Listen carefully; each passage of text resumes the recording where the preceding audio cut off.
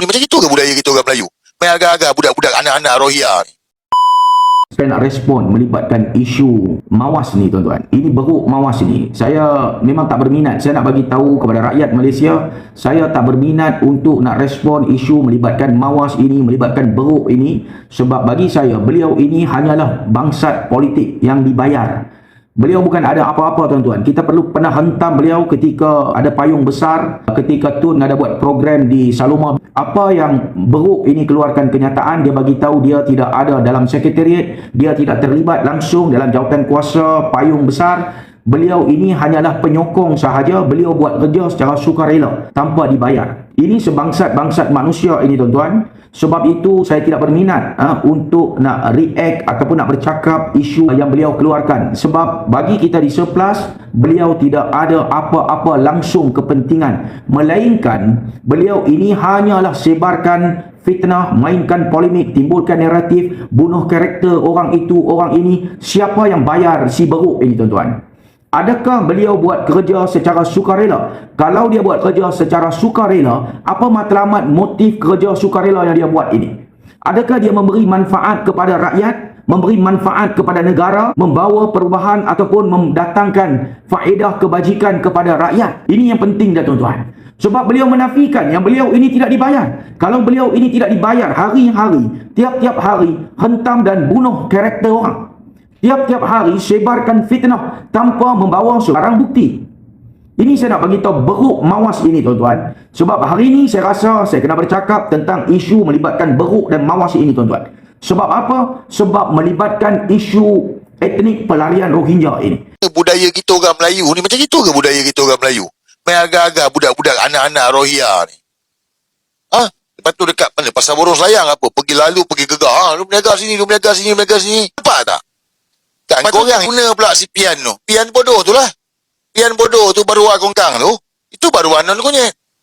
Warga-warga asing, pendatang haram, pelarian yang ada dalam negara kita. Seolah saya tengok beruk ini nak menghasut rakyat Malaysia untuk tidak membicarakan melibatkan isu etnik pelarian. Yang kita tahu bahawa pelarian ini dah ada dalam negara kita tuan-tuan puluhan tahun. Mereka ini buat macam-macam masalah kepada rakyat, kepada negara. Dan mereka ini tuan-tuan bukan sikit memberi kesan secara langsung kepada rakyat Malaysia.